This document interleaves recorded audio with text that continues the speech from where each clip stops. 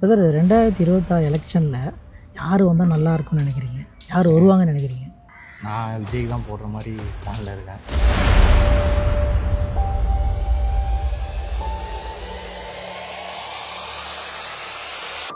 என்னோட ஒப்பீனியனுக்கு சீமான் வந்தால் நல்லாயிருக்கும்.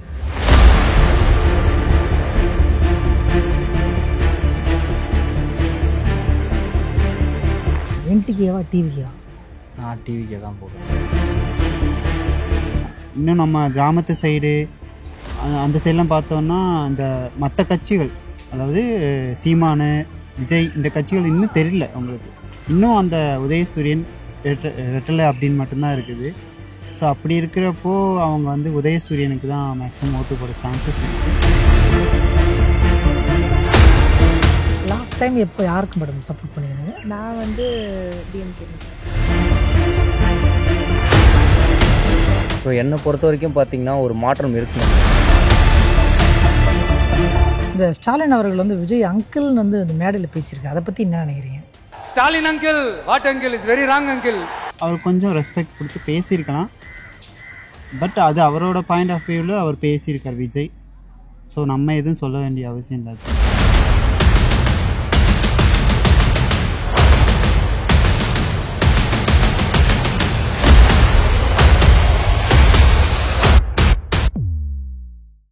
கலர் கண்ணாடி வாய்ஸ் நேயர்களுக்கு வணக்கம்.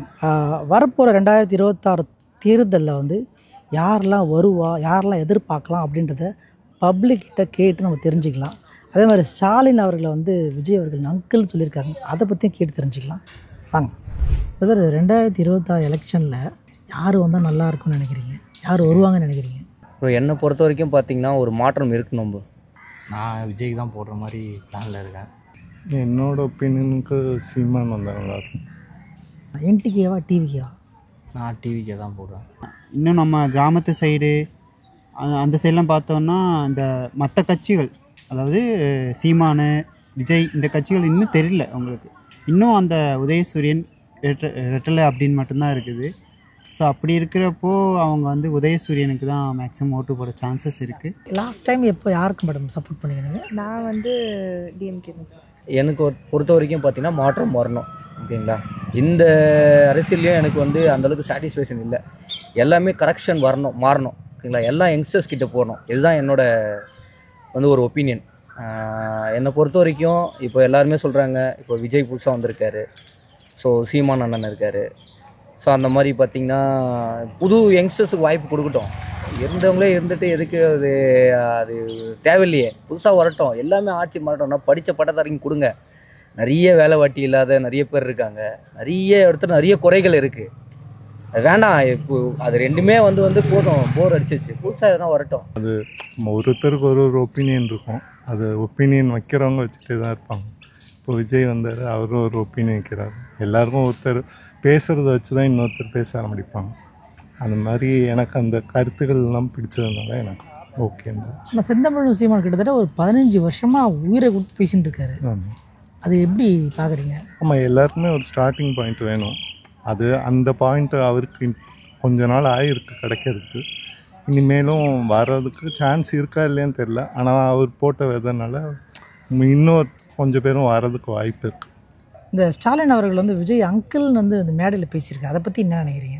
அவர் கொஞ்சம் ரெஸ்பெக்ட் கொடுத்து பேசியிருக்கலாம். பட் அது அவரோட பாயிண்ட் ஆஃப் வியூவில் அவர் பேசியிருக்கார் விஜய். ஸோ நம்ம எதுவும் சொல்ல வேண்டிய அவசியம் இல்லாததில்ல. இல்லை, அவர் அட்ரஸ் பண்ணது வந்து வேறு எதுவுமே வேர்ட்ஸ் எதுவும் பேட் வேர்டோ எதுவுமே யூஸ் பண்ணல. சும்மா அட்ரஸ் பண்ணுறது அவர் சிம்பிளாக ஒரு அங்கிள்னு சொல்லியிருக்கு. அதெல்லாம் அரசியல் இதில் அவங்க வேர்ட்ஸை மேனிப்புலேட் பண்ணி சொல்கிறாங்களான்னு தெரியல. அது ஒரு தப்பாலாம் சொல்கிற அளவுக்குலாம் இல்லை. அங்கிள்ன்ற ஒரு தப்பான வார்த்தை கிடையாது இல்லையா? இல்லை, அது ஒரு நார்மலாக ஒரு அட்ரஸ் பண்ணுறது. வயசானவங்களை நம்ம தாத்தான்னு சொல்கிறது, அங்கிள்னு சொல்கிறது ஒரு பெரிய விஷயம் கிடையாது. அது ஏன் அவ்வளோ பெரிய இஷ்யூ ஆக்குறாங்க தெரியல. மக்கள் எது இல்லைன்னா ஜாதி கட்சி அப்படின்னு எடுத்துகிட்டு வந்து எல்லாரையும் ஒதுக்குறாங்க. வேணாம், விட்டுருங்க. நல்லா படித்து யார் உங்களுக்கு வந்து நிறைய திட்டங்களை எடுத்துகிட்டு வராங்க, புதுசாக எடுத்துகிட்டு வராங்க, அவங்களுக்கு ஒரு டைம் நம்ம சான்ஸ் கொடுத்து பார்ப்போம்.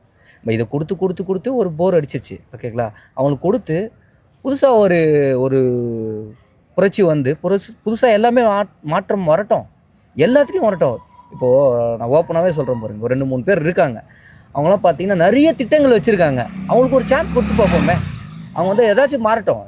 இதையே நம்ம கட்டிட்டு இது பண்ணுறது, புதுசாக வரவங்க கொடுத்துட்டு ஒரு மாற்றத்தை வந்து உருவாக்கட்டுமே.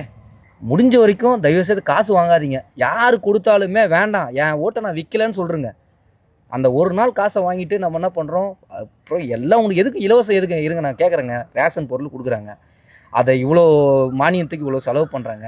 அந்த ரேஷன் யார் யூஸ் பண்ணுறாங்க, அதை வாங்கி பிளாக்ல விற்கிறாங்க. ஓகேங்களா, அதை வாங்கி ஒரு பிரயோஜனமும் இல்லைங்க. ஸோ அது காசு 1000 ரூபாய் கொடுக்குறேன்றீங்க, இப்போ சராசரியான கொடுக்குறேன்றாங்க.